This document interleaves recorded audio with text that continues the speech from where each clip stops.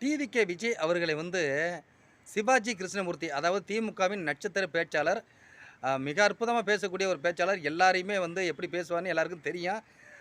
பேசுனதுக்காகவே சிறைக்கு போன ஒரு மனிதரும் கூட அவரு. ரொம்ப ஆபாசமா பேசக்கூடியவர் தான் அவரு.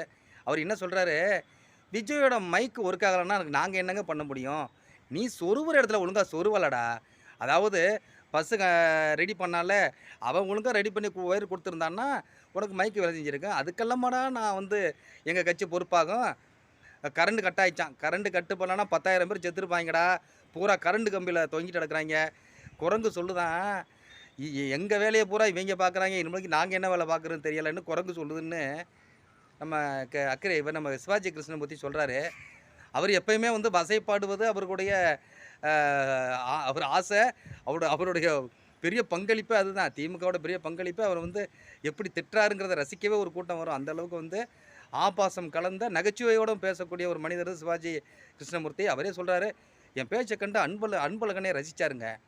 அன்பழகன் என்ட்ட என்ன சொன்னாரு தெரியுமா? "இனிமே நீ இப்படித்தான் பேசணும்.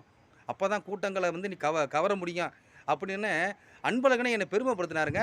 "அதனால தான் நான் இப்படி பேசுறேன்." அப்படின்னு சிவாஜி கிருஷ்ணமூர்த்தி சொல்றாரு. இவர் யாருன்னு உலகம் பூரா தெரியும். அப்படிப்பட்ட பேச்சுக்கு சொந்தக்காரரு. ஆபாசமா பேசுனதுனாலேயே சிறைக்கு சென்ற ஒரு மனுஷன்.